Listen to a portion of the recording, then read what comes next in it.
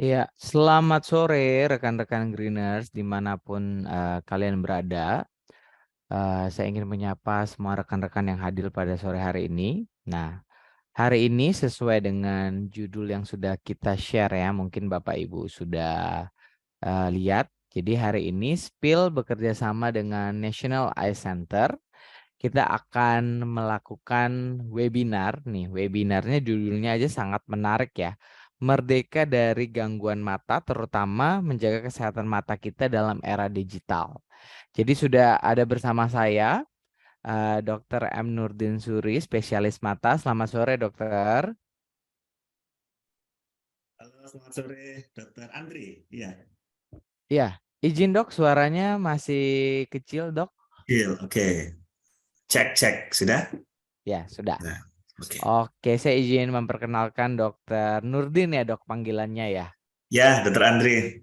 Ya, siap. Salam kenal sebelumnya ya, Dok. Jadi Dokter Nurdin ini menamatkan pendidikan profesi dokternya di Universitas Brawijaya Malang dan menempuh pendidikan spesialis matanya di Unair. Sekarang Dokter Nurdin merupakan Head of Tata Kelola Rumah Sakit dari Universitas Airlangga Hospital dan juga menjadi dokter yang berpraktek di Universitas Airlangga Hospital, National Eye Center, dan juga Klinik Mata Pandaan, dan juga sebagai pengajar di Universitas Airlangga Hospital. Benar seperti itu ya dokter ya?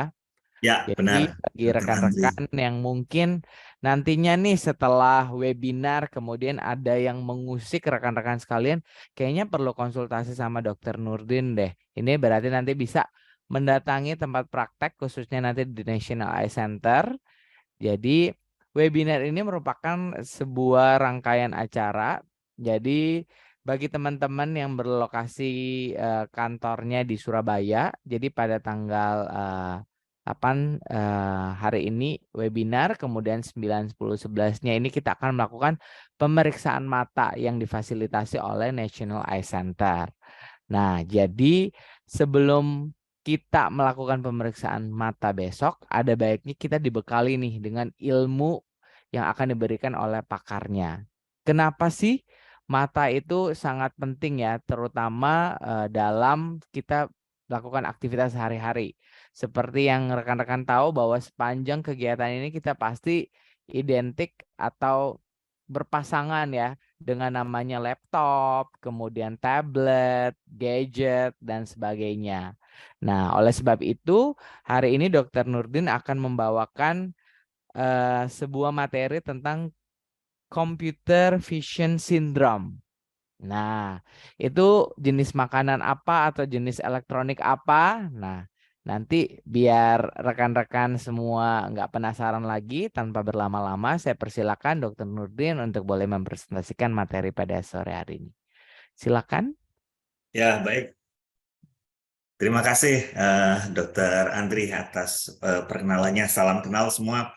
Saya panggilnya apa ini, Dok? Bapak, Ibu, atau saya dengar tadi ada sebutan Greeners gitu, Dok. Benar nggak, Dok? Ya, benar. Jadi kalau panggilan teman-teman dari Spill itu disebutnya greeners karena Oh, identik Greeners. kita dengan warna hijau kontainer kita. Biasa kalau sering lewat, Dok, yang Ya. warna hijau itu jadi panggilannya greeners seperti itu, Dok. Oh, baik-baik ya. Kalau kita di National Eye Center, orange, Dok, warnanya. Jadi nanti mungkin buat ide ya, staff kita panggil Oranger gitu kali ya. Bisa, Dok. Iya, iya, terinspirasi. Baik, Bapak-bapak, Ibu-ibu, teman-teman sekalian, selamat sore ya. Izinkan saya memberikan sedikit materi tentang computer vision syndrome ya. Boleh dibantu share screen?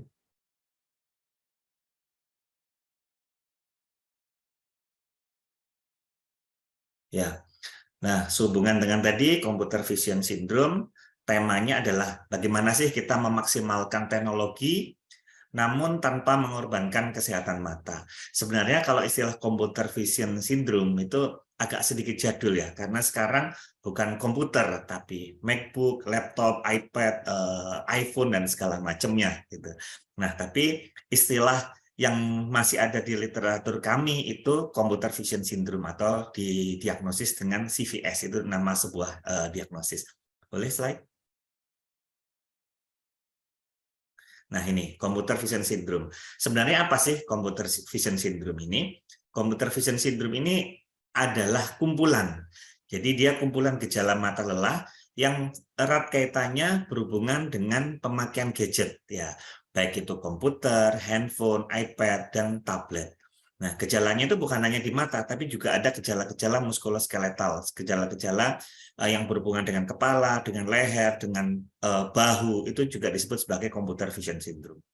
Akan tetapi pada sore hari ini kita lebih banyak nih, kita akan membahas tentang kondisi yang ada di mata. Kalau mata sendiri istilahnya mata lelah, ya, atau diagnosisnya adalah astenopia, gitu. Right? Penyebabnya apa sih? Secara umum ada 4 penyebabnya. Kenapa kita bisa mengalami computer vision syndrome? Yang pertama adalah akomodatif. Akomodatif ini adalah kelainan refraksi. Sebenarnya pasien atau orang tersebut butuh nih ukuran kacamata, butuh dia dikoreksi, tapi dia tidak menggunakan koreksi dengan tepat. Nah, sehingga akhirnya terjadilah gejala-gejala tadi. Yang kedua adalah fotogenus. Fotogenus itu pencahayaan yang tidak tepat ketika kita menggunakan gadget, menggunakan laptop, itu pencahayaannya tidak tepat sehingga menyebabkan kelainan-kelainan tadi. Dan yang ketiga adalah muskular atau otot. Definisi dari CVS sendiri adalah tidak hanya tentang mata, tapi juga berhubungan dengan muskuloskeletal atau otot. Nah, dari sisi otot penyebabnya adalah karena ketidakseimbangan gerakan otot penggerak dari bola mata. Nah, kemudian yang keempat adalah nervous. Ini terjadi karena penyakit saraf yang mendasari terjadinya computer vision syndrome. Ya, next slide. Kemudian apa sih yang bisa menyebabkan terjadinya CVS?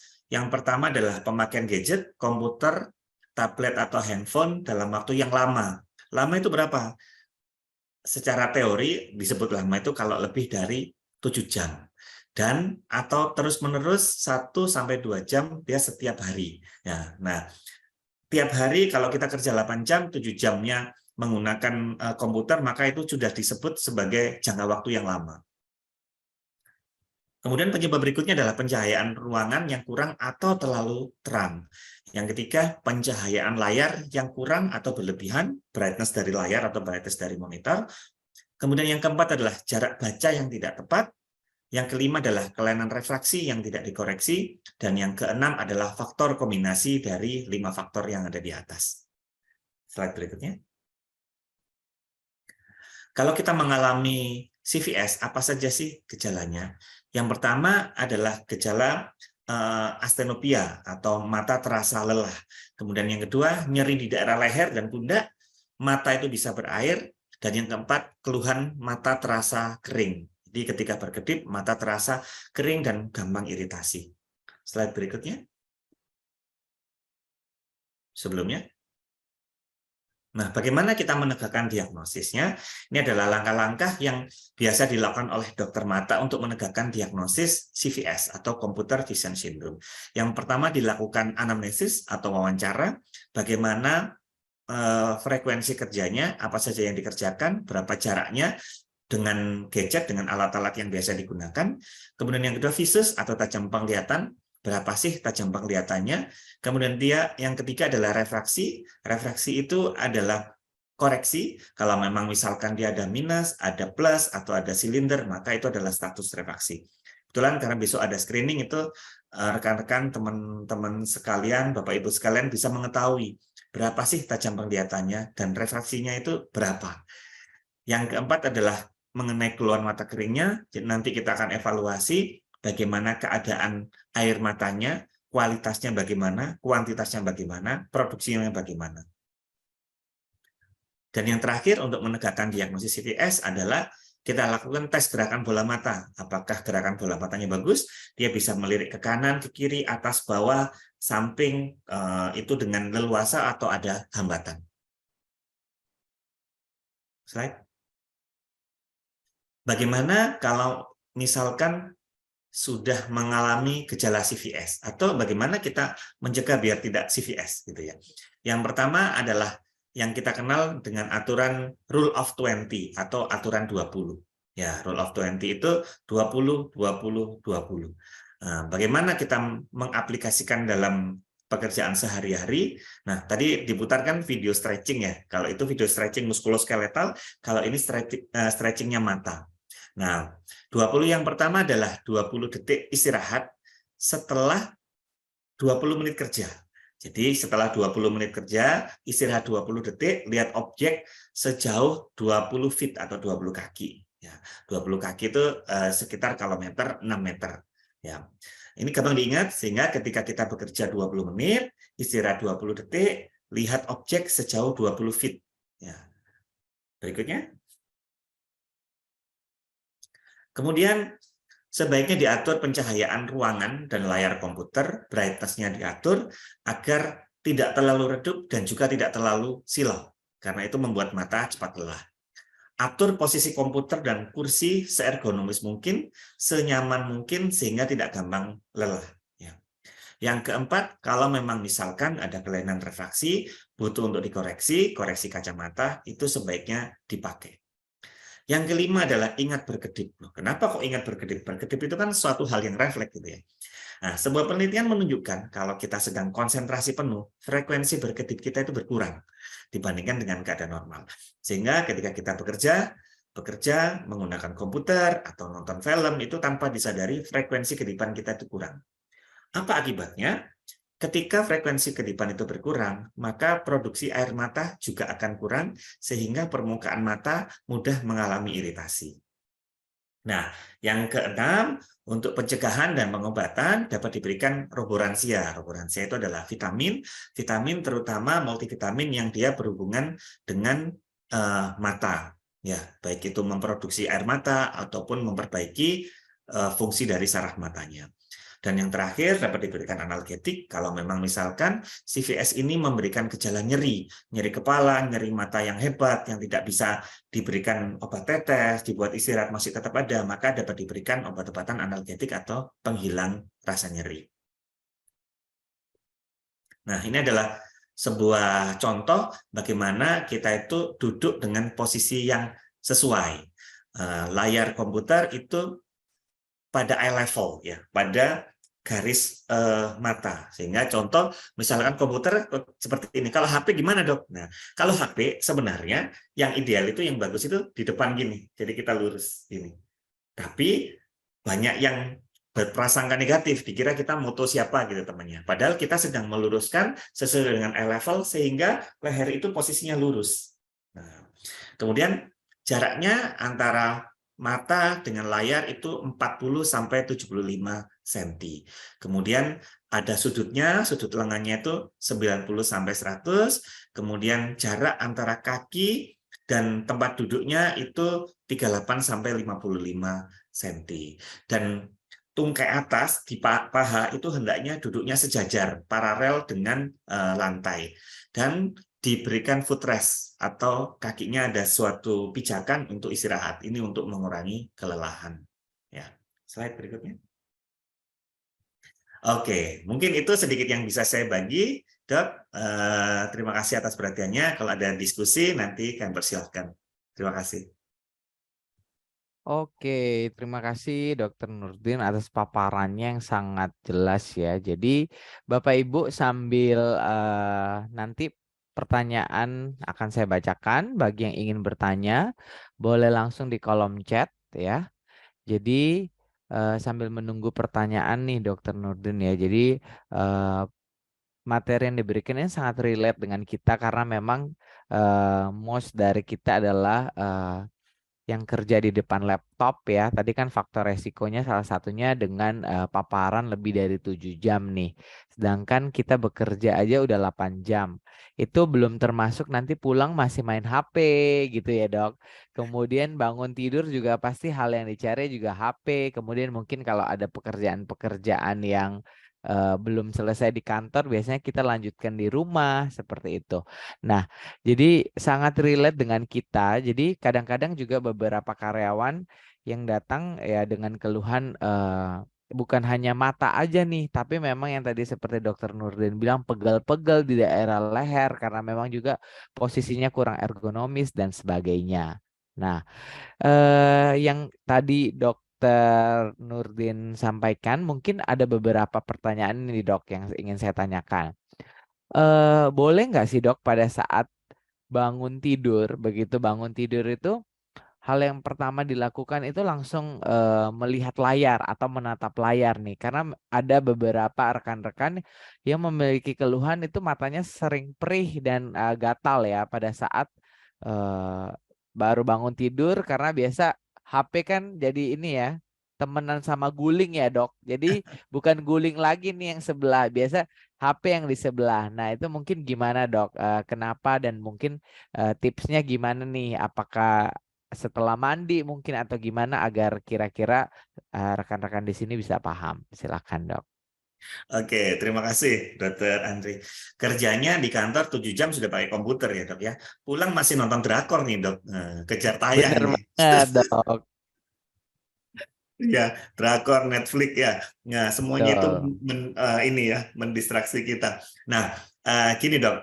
Jadi tadi kalau memang muskuloskeletal tadi ya, mungkin Dokter Andri lebih lebih banyak menemui ya. Jadi keluhan di leher itu karena kita nunduk gini dok, kita pakai HP-nya kan gini, ya pakai HP gini, sedangkan Yes. tulang vertebrae kita kalau kita tidak posturnya tidak tegak maka dia kan bebannya sangat banyak ya.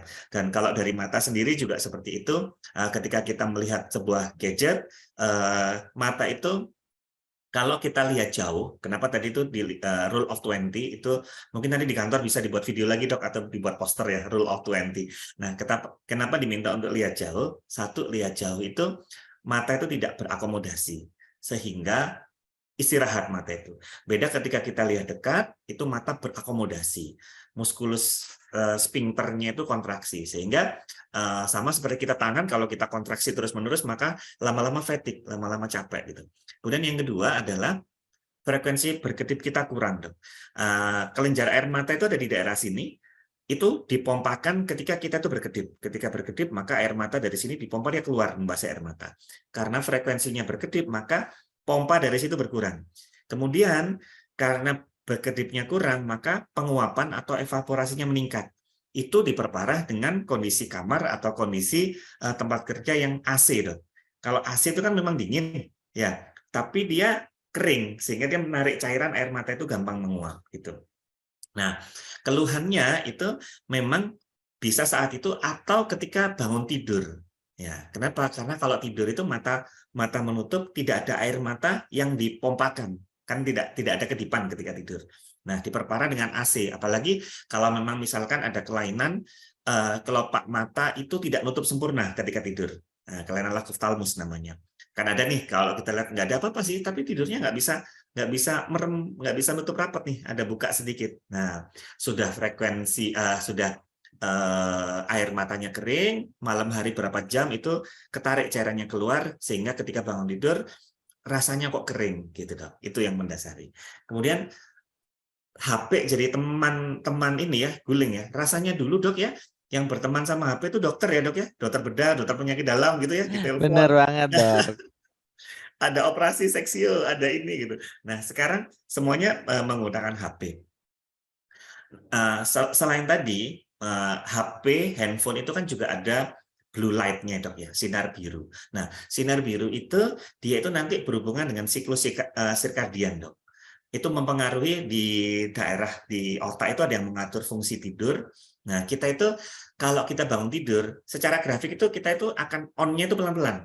Ya, bangun kan kita masih ngantuk-ngantuk ya, belum sadar, belum ini, baru pelan-pelan. Makanya biasanya ada yang punya habit mau sholat, mau doa dulu, atau ada yang ngopi dulu, pemanasan gitu sebelum memulai hari. Nah, kalau kita lihat langsung HP blue light itu ibaratnya kita baru bangun tidur, sudah dipapar dengan sinar yang cukup banyak. Ya, kita tidur kan biasanya suasananya agak redup gitu dok. Nah itu kalau kita pakai HP itu hampir sama dengan ketika kita itu bangun tidur, jendela di kamar kita langsung dibuka, ada sinar matahari yang masuk dalam jumlah yang sangat banyak gitu. Sehingga tubuh itu tidak siap, sehingga ritmenya itu akan nggak slow, nggak pelan-pelan grafiknya, tapi langsung on gitu. Gitu dok. Jadi ibaratnya memang ya itu kayak dokter begitu dibangun sudah ya apa sakitnya, oh ya kasih ini gitu. Gitu ya dok ya, mungkin itu dok, mungkin itu menjawab tadi atau ada yang Oke. belum saya jawab ya tadi ya. Ya, jadi itu ya rekan-rekan Greeners ya. Jadi memang diharapkan memang perlahan-lahan ya. Setelah sadar sepenuhnya mungkin dok pada saat mata kita memang benar-benar udah on, baru siap untuk menerima jumlah paparan cahaya yang sangat banyak itu ya dari HP. Jadi memang ya kalau bisa memang untuk penggunaan HP tidak langsung ya dok ya seperti itu. Oke dok, ini ada beberapa pertanyaan di kolom chat. Mungkin saya bacakan dari Bu Suwarni dari Spil Semarang. Oh, ini dari cabang kita yang di Semarang, Dok. Selamat sore, Bapak Dokter. Pak Dokter, kira-kira apa sih bedanya mata lelah dan mata malas? Karena kan mungkin ini ya, Dok. Kalau dibilang orang yang mudah lelah itu orang yang malas gitu atau orang yang malas, orang yang lelah gitu. Nah, kira-kira apakah mata malas bisa disembuhkan dengan terapi dari dokter mata? Oh, kalau ke dokter Nurdin pasti bisa lah. Coba dok, monggo dijawab dok. Oke, terima kasih Dokter Andre. Jadi mata lelah dan mata malas gitu. Semoga nggak ada pertanyaan tentang mata duitan nanti ya, gitu ya. Oke, nah mata lelah dan mata malas adalah sebuah kondisi yang berbeda. Ya dok ya, jadi istilah mata lelah sama mata malas ini adalah diagnosis yang kita sampaikan kepada pasien atau kepada orang awam.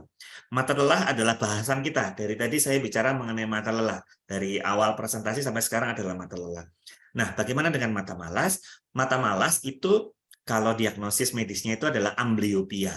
Jadi, amblyopia itu adalah penurunan tajam penglihatan tapi tanpa ada kelainan anatomis.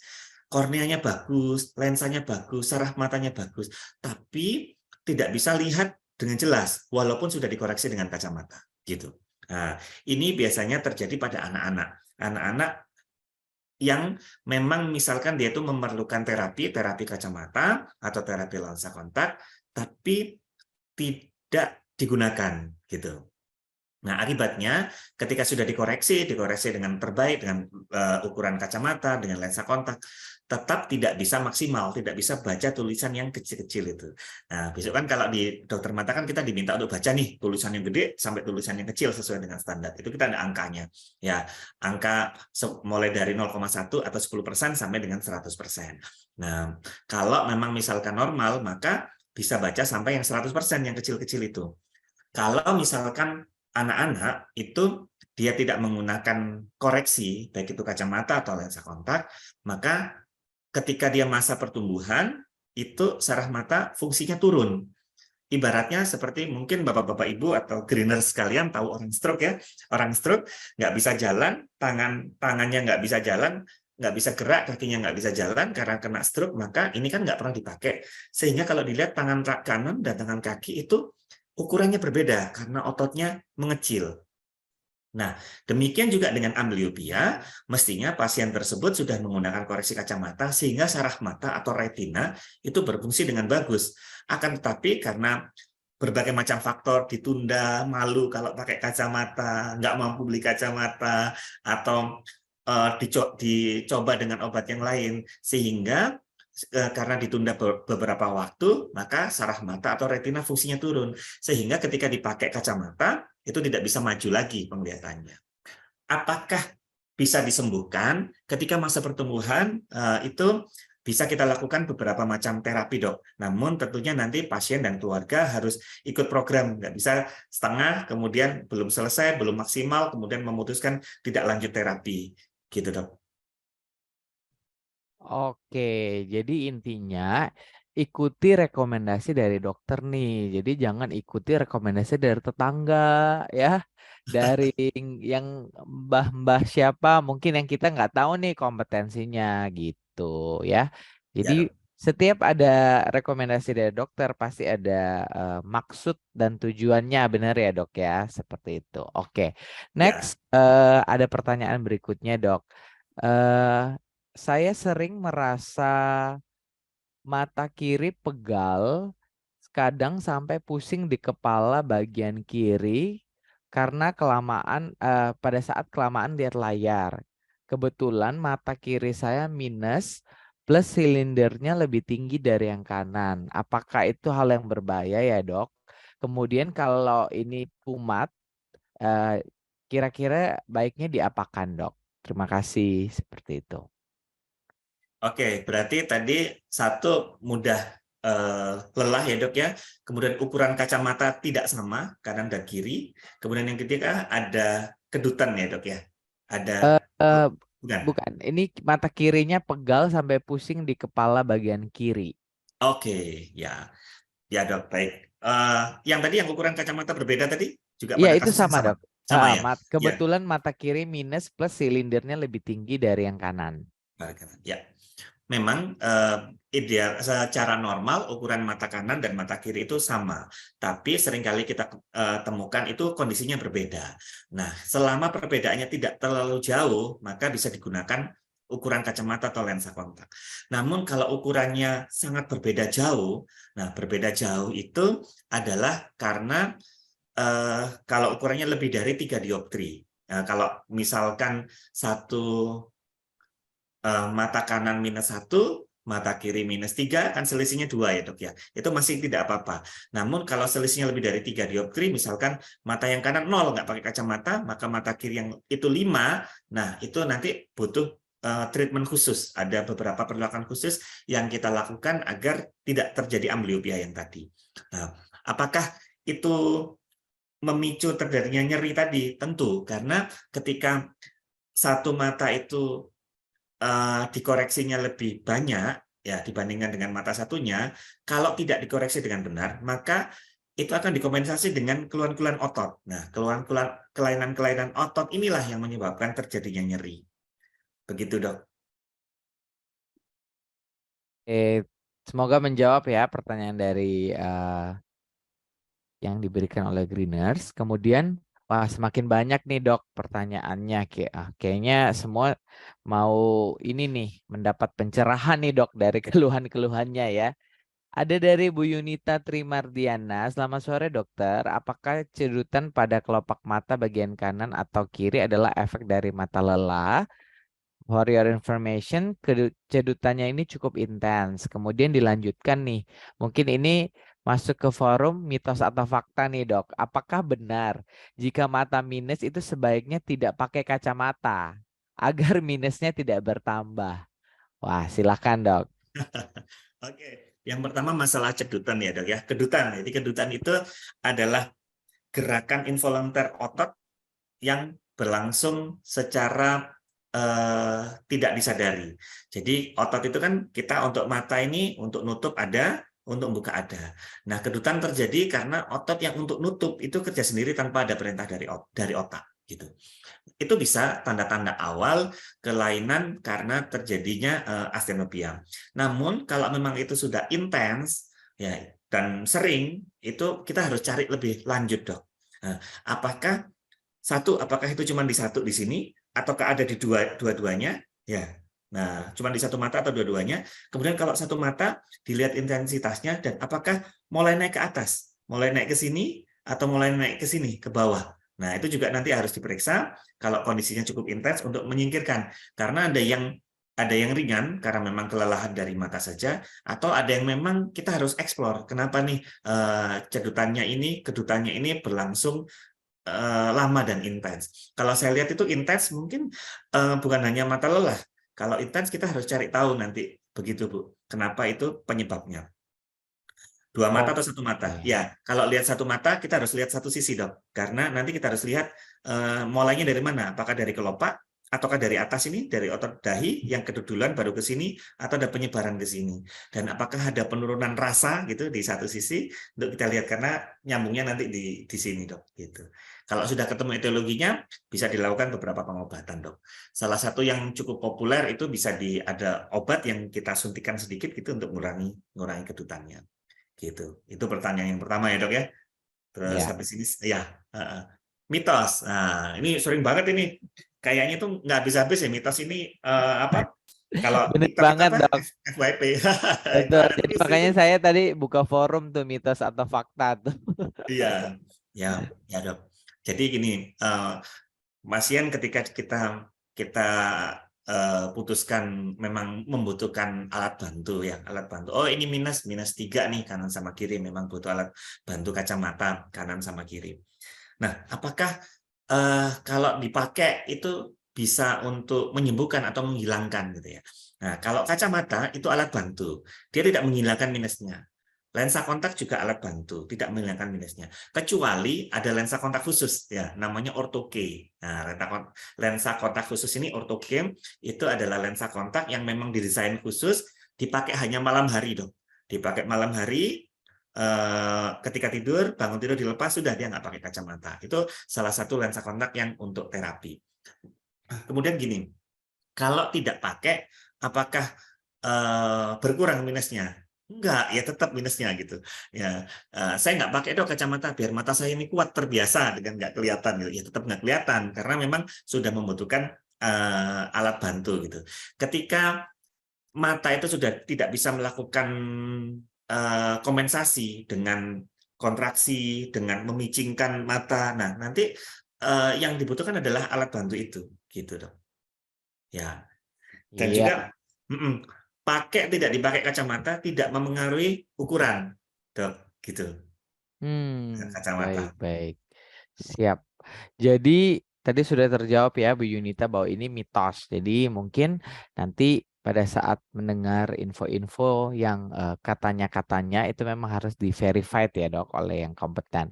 Nah cuman tadi ini ada pertanyaan lanjutan nih dok terkait pembahasan dokter nih. Nah tadi kan ada situasi di mana mata kiri dan mata kanan itu ukuran minusnya beda maupun ukuran silindernya berbeda.